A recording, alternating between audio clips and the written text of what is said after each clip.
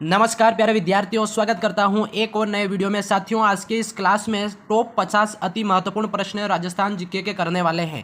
साथियों, ये प्रश्न आपके हुबहू एग्जाम के अंदर आएंगे चतुर्थ श्रेणी वाले पेपर में। अगर आप भी चतुर्थ श्रेणी पेपर की तैयारी कर रहे हैं तो वीडियो को पूरा देखना। चैनल पर पहली बार विजिट कर रहे हैं तो सब्सक्राइब कर लेना। भाई, पहला प्रश्न आप सभी का यहाँ पर पूछा गया साथियों कि राजस्थान में पाए जाने वाले सरीसृप सदस्य का चयन कीजिए। काफ़ी अच्छा प्रश्न है कि राजस्थान में पाए जाने वाले जो सरीसृप सदस्य है उसका चयन करना है। यहाँ पे ए है भारतीय सेही यानी कि इंडियन पोरकुर्पियन, या फिर भारतीय गिरगिट, या फिर जंगली सुअर, या फिर बुज्जड़। बताओ भाई, इस क्वेश्चन का आंसर क्या होगा। काफ़ी अच्छा प्रश्न है और यहाँ पे राजस्थान में पाए जाने वाले सरीसृप सदस्य का यहाँ पे आंसर बताना है आपको। तो इस क्वेश्चन का जो आंसर होगा प्यारे साथियों, बी वाला, यहाँ पे भारतीय गिरगिट जिसको बोलते हैं इंडियन कैमेलियन। क्या कहते हैं? Indian chameleon. बी वाला जो ऑप्शन है प्यारे साथियों आप सभी का यहाँ पे करेक्ट हो जाएगा। अब अगला क्वेश्चन सेकंड पूछा गया है। यहाँ पे प्रश्न है आपका बहुत ही अच्छा है, प्रश्न को पढ़ो। राजस्थान की भाषा के लिए राजस्थानी शब्द का जो प्रयोग है सर्वप्रथम किस व्यक्ति ने किया था? बताओ भाई, काफ़ी अच्छा प्रश्न है।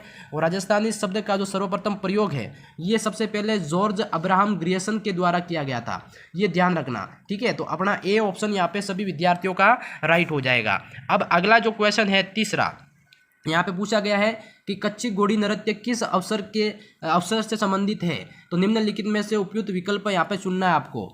तो कच्ची घोड़ी नृत्य साथियों ये आपके किससे संबंधित है? नवरात्रा, या फिर होली, या तीज, या फिर विवाह। बताओ भाई, काफ़ी अच्छा प्रश्न है। क्वेश्चन 3 की बात कर रहे हैं तो ये आपका जो कच्ची घोड़ी नृत्य है साथियों ये आपका विवाह अवसर से संबंधित है। क्या है? विवाह अवसर से संबंधित है। और डी ऑप्शन यहाँ पे क्या है आप सभी का राइट हो जाएगा। अगला क्वेश्चन है भाई, संतों का जो जीवन वृत्तांत जो कि राजस्थानी भाषा में काव्य के रूप में उपलब्ध है वो क्या कहलाता है? बताओ भाई, संतों का जीवन वृत्तांत जो कि राजस्थानी भाषा में एक काव्य के रूप में उपलब्ध है तो उसको क्या कहते हैं? क्वेश्चन 4 बहुत ही अच्छा प्रश्न है साथियों, उसको कहते हैं पर्ची। क्या कहते हैं? पर्ची। ए ऑप्शन यहाँ पे आपका विद्यार्थियों राइट हो जाएगा। ठीक है, अगला क्वेश्चन है आपका यहाँ पे 5वां पूछा गया, बहुत ही अच्छा प्रश्न है कि निम्नलिखित में से किसे राजस्थान के राज्यपाल द्वारा नियुक्त नहीं किया जाता? निम्नलिखित में से सबसे उपयुक्त विकल्प यहाँ पे चुनना है आपको। तो क्वेश्चन 5 की बात कर रहे हैं भाई, काफ़ी अच्छा प्रश्न है। और यहाँ पे राज्य निर्वाचन आयुक्त, या फिर राज्य लोक सेवा आयोग के अध्यक्ष, या फिर राज्य विश्वविद्यालय के कुलपति, या फिर आपका ऑप्शन डी पढ़ते हैं अपन, है ना। ऑप्शन डी की तरफ बढ़ेंगे भाई,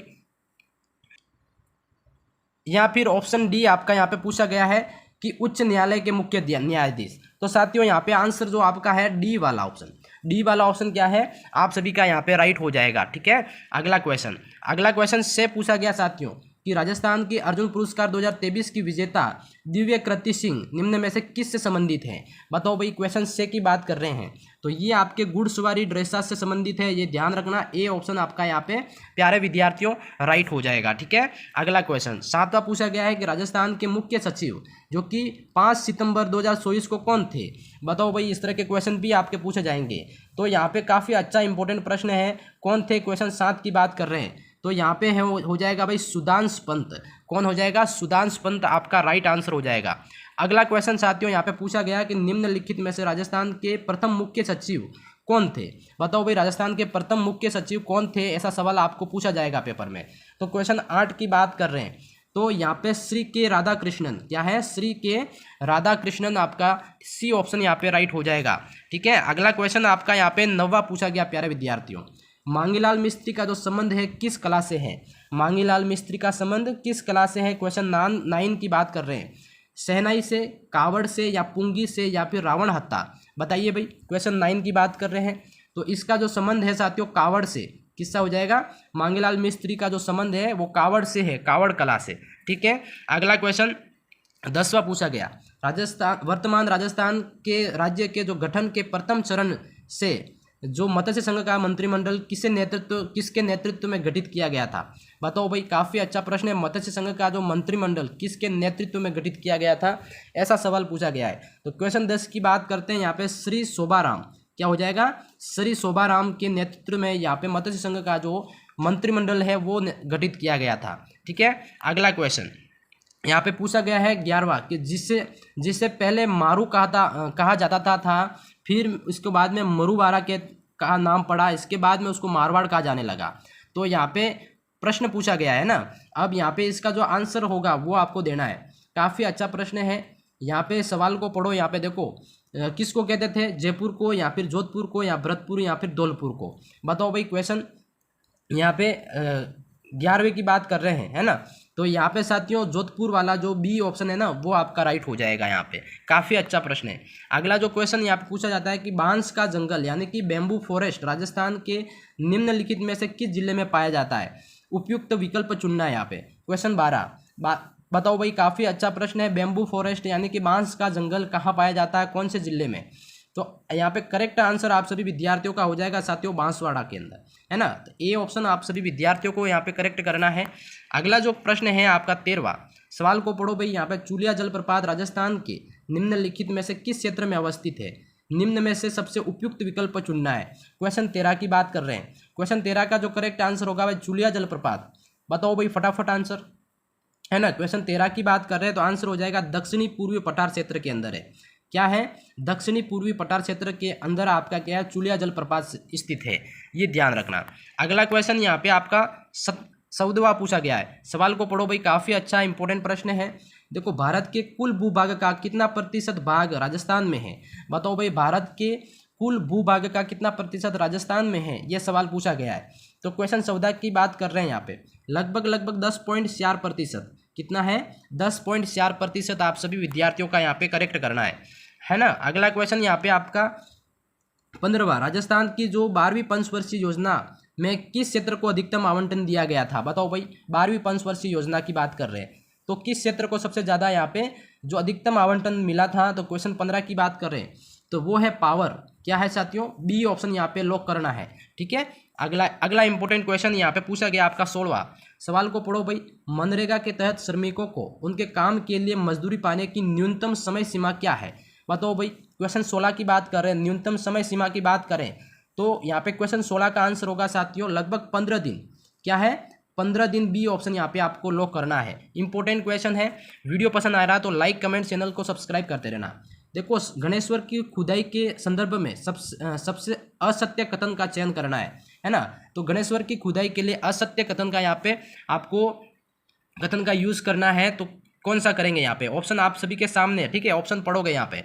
ऑप्शन है भाई गणेश्वर तांबे की संस्कृति का एक महत्वपूर्ण स्थल है, या फिर गणेश्वर नीम का थाना में कांतली नदी के स्रोत पर खोजी गई थी, या गणेश्वर में जो राजस्थान पुरातत्व एवं संग्रहालय विभाग द्वारा की गई थी इसकी मतलब खुदाई में लगभग यहाँ पे 5000 वर्ष पुरानी संस्कृति प्रकाश में आई, या फिर यहाँ हड़प्पा से तांबा प्राप्त किया जाता था। आप बताओ यहाँ पे असत्य कथन कौन सा है ना। इस क्वेश्चन की बात कर रहे हैं कि असत्य कथन। क्वेश्चन 17 की बात कर रहे हैं तो 17वें क्वेश्चन का आंसर क्या होगा भाई। काफ़ी अच्छा प्रश्न है। यहाँ पे डी वाला जो है वो है असत्य कथन। ठीक है, यहाँ पे हड़प्पा से तांबा प्राप्त किया जाता था, ये आपका क्या है, असत्य कथन है। अब यहाँ पे प्यारे विद्यार्थियों अगला जो क्वेश्चन अपना यहाँ पे पूछा गया काफ़ी अच्छा है। सवाल 18वां। देखो सवाल है कि कालीबंगा राजस्थान के किस स्थान पर स्थित है। बताओ भाई कालीबंगा राजस्थान के किस स्थान पर स्थित है। क्वेश्चन 18 यहाँ पे आंसर सभी विद्यार्थियों को देना है और सभी को आना चाहिए। क्वेश्चन 18 है ना। तो ये है साथियों हनुमानगढ़ के अंदर। कहाँ है, सी ऑप्शन यहाँ पे आपको लॉक करना है। अगला जो क्वेश्चन आपका पूछा गया यहाँ पे कि राणा रतन सिंह की मृत्यु के पश्चात मेवाड़ का शासक कौन बना, 19वें का आंसर देना है। तो इनकी मृत्यु के पश्चात साथियों राणा विक्रमादित्य कौन थे, राणा विक्रमादित्य। ऑप्शन सी यहाँ पे करेक्ट हो जाएगा आपका। अगला जो सवाल आप सभी विद्यार्थियों के बीच में पूछा गया कि राजस्थान मानवाधिकार आयोग की पहली महिला अध्यक्ष कौन थी। तो क्वेश्चन 20 की बात कर रहे हैं। क्वेश्चन 20 का जो आंसर होगा साथियों मानवाधिकार आयोग की पहली महिला अध्यक्ष 20वें का जो आंसर होगा वो है कांता भटनागर। ठीक है, बी ऑप्शन यहाँ पे आपको राइट करना है। इंपॉर्टेंट प्रश्न हो जाएगा साथियों। अब अगले क्वेश्चन की तरफ बढ़ेंगे। अगला जो क्वेश्चन आपका यहाँ पे पूछा गया बहुत ही अच्छा प्रश्न 21 है कि राजस्थान प्रशासन प्रणाली सिस्टम के उच्चतम स्तर पर कार्य निकाय है। बताओ निम्नलिखित में से सबसे उपयुक्त विकल्प चुनना है। तो मंत्री है या फिर सरकारी सचिवालय या फिर आपका राज्यपाल कार्यालय या फिर मुख्यमंत्री कार्यालय। प्यारे साथियों क्वेश्चन 21 की बात कर रहे हैं। राजस्थान प्रशासन प्रणाली सिस्टम के अंदर जो उच्चतम स्तर का जो कार्यरत निकाय कौन सा है, ये सवाल पूछा है ना। तो इस क्वेश्चन 21 की बात करेंगे, आंसर हो जाएगा साथियों यहाँ पे सरकारी सचिवालय। क्या होगा यहाँ पे, सरकारी सचिवालय है जो कि आपका सबसे उच्चतम जो कार्यरत निकाय होगा। 21 की बात करें 21, डी ऑप्शन यहाँ पे राइट करना है। अगला जो क्वेश्चन है 22 का। देखो यहाँ पे राजस्थान में उप उष्णकटिबंधीय पहाड़ी वन में पाए जाने वाले वृक्षों का चयन कीजिए। बताओ भाई, राजस्थान में उप उष्णकटिबंधीय पहाड़ी वन पाए जाते हैं उनमें कौन कौन से वृक्ष हैं, उनका चयन करना है ना। 22 क्वेश्चन की बात कर रहे हैं तो साथियों यहाँ पे कौन कौन से क्वेश्चन जो पौधे पाए जाते हैं, एक तो यहाँ पे आम और एक नीम। ठीक है, ये सी वाला जो ऑप्शन है आप सभी विद्यार्थियों को राइट करना है, इंपॉर्टेंट करेक्ट हो जाएगा। ठीक है, अगला जो क्वेश्चन है साथियों यहाँ पे पूछा गया अपना, देखो निम्नलिखित में से कौन सा राजस्थान राज्य पुष्प है और एक इमारती लकड़ी करने वाला वृक्ष भी है। बताओ भाई, काफ़ी अच्छा प्रश्न है। इस क्वेश्चन का जो ऑप्शन है वो अपन आगे पढ़ते हैं ना। ऑप्शन यहाँ पे पढ़ेंगे साथियों, ऑप्शन काफ़ी अच्छा है, 23वां क्वेश्चन है और यहाँ पे ऑप्शन देखो आपके सामने। हाँ, ऑप्शन यहाँ पे देखो, ए है आपका खेजड़ी, सनई, रोहिड़ा और शीशम। बताओ भाई, काफ़ी अच्छा प्रश्न है इस क्वेश्चन का। क्वेश्चन 23 की बात कर रहे थे अपन, है ना। क्वेश्चन 23 की बात करें साथियों, यहाँ पे रोहिड़ा जो है ना, वो आपका यहाँ पे राइट हो जाएगा, सी ऑप्शन। ठीक है, अगला जो क्वेश्चन है अपना यहाँ पे पूछा गया, बहुत ही अच्छा प्रश्न है कि भारत में सबसे बड़े सोलर पार्क का नाम बताइए जो कि राजस्थान में स्थित है ना। तो सबसे उपयुक्त विकल्प चुनना है यहाँ पे। 24वें क्वेश्चन की बात कर रहे हैं और वो है साथियों बड़ला सोलर पार्क। कौन सा हो जाएगा यहाँ पे, बड़ला सोलर पार्क, जो कि भारत का सबसे बड़ा सोलर पार्क है और राजस्थान के अंदर स्थित है, ये ध्यान रखना। ठीक है, अगला क्वेश्चन यहाँ पे अपना यहाँ पे पूछा जाता है 25वां प्रश्न है कि राजस्थान लघु उद्योग निगम की स्थापना किस वर्ष हुई थी। बताओ भाई, 25वें क्वेश्चन की बात कर रहे हैं, लघु उद्योग निगम की स्थापना है वो किस वर्ष हुई थी, 25वें क्वेश्चन की बात कर रहे हैं।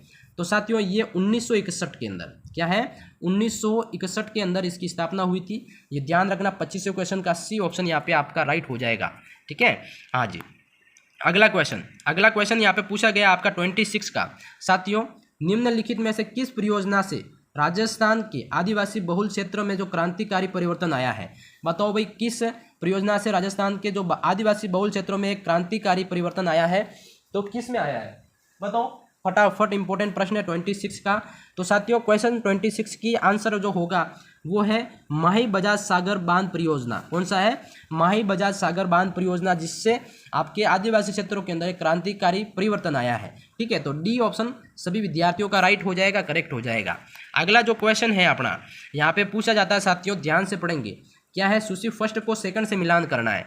कैसे करेंगे भाई, इसको थोड़ा अपन को छोटा करना पड़ेगा, है ना। और आपके सामने एक तरफ वन्य क्षेत्र है और स्थान दे रखे हैं, कहाँ कहाँ वन्य क्षेत्र है वो आपको यहाँ पे मिलान करके आंसर निकालना है और कुट भाषा के अंदर यहाँ पे आंसर देना है। बताओ भाई, काफ़ी अच्छा 27 है ना। क्वेश्चन कौन सा है आपका, 27 वाला क्वेश्चन। तो इस क्वेश्चन का जो आंसर होगा साथियों क्या होगा, 27वें का। 27वें की बात कर रहे हैं भाई, 27वां क्वेश्चन है ना। 27वें की बात करते हैं साथियों यहाँ पे। तो यहाँ पे जो सरिस्का है, सरिस्का कहाँ है प्यारे विद्यार्थियों, सरिस्का अलवर के अंदर है। ठीक है, और बी आपका दर्रा कहाँ है, कोटा के अंदर है। सी माउंट आबू है ना, माउंट आबू कहाँ है, सिरोही के अंदर है और केला देवी करौली के अंदर। तो इस तरह से आपको मिलान करना है और सी वाला जो ऑप्शन है प्यारे विद्यार्थियों, ये क्या है आपका सुमेलित से ही करना है। ठीक है, इस तरह से आपका यहाँ पे क्वेश्चन राइट होगा। अगला क्वेश्चन साथियों, ये 27वां क्वेश्चन है। अब अगला क्वेश्चन आपका 28वां पूछा गया यहाँ पे। 28वां क्वेश्चन क्या है, ध्यान से पढ़ेंगे। देखो, गांधी सागर बांध निम्नलिखित में से किस नदी पर बनाया गया। बताओ भाई, काफ़ी अच्छा प्रश्न है, गांधी सागर बांध किस नदी पर बनाया गया। तो 28वें क्वेश्चन की बात कर रहे हैं, है ना, नर्मदा, साबरमती, चंबल, मानस। बताओ भाई, कौन सी नदी पे बनाया गया है। तो गांधी सागर बांध ये निम्नलिखित जिस नदी पे बनाया गया है वो है चंबल नदी। कौन सा, सी ऑप्शन। ठीक है, आप सभी का राइट हो जाएगा। अगला प्रश्न है साथियों, बोरला नामक आभूषण महिलाएं कहाँ पहनती है। तो बोरला नामक जो आभूषण है वो महिलाएं साथियों पहनती है। 29वें क्वेश्चन की बात कर रहे हैं, ये आपका सिर पे पहनती है। क्या है, सिर। डी ऑप्शन यहाँ पे आपका लॉक करना है। ठीक है, अगला क्वेश्चन 30वां पूछा गया यहाँ पे भाई। देखो, 2011 की जनगणना के अनुसार निम्नलिखित में से राजस्थान के किस जिले में जो साक्षरता दर है वो सबसे अधिक है। बताओ भाई, 30वें क्वेश्चन की बात कर रहे हैं, सबसे अधिक साक्षरता दर है तो वो कोटा की है। कहाँ की है, कोटा। बी ऑप्शन प्यारे विद्यार्थियों, राजस्थान का कोटा राइट हो जाएगा। ठीक है, और आज के इस क्लास में टॉप 30 इंपॉर्टेंट प्रश्न करवाए हैं। बहुत ही इंपॉर्टेंट प्रश्न है और पिछले एग्जामों में पूछे गए सवाल हैं और चतुर्थ श्रेणी एग्जाम के अंदर हुबहू ये सवाल छपेंगे। तो वीडियो कैसा लगा कमेंट सेक्शन में जरूर बताना, कितने प्रश्न राइट हुए वो भी बताना कमेंट करके। इस तरह की क्लासेस देखने के लिए चैनल को सब्सक्राइब कर लेना, रेगुलर जुड़े हमारे साथ। तब तक के लिए जय हिंद, जय भारत दोस्तों।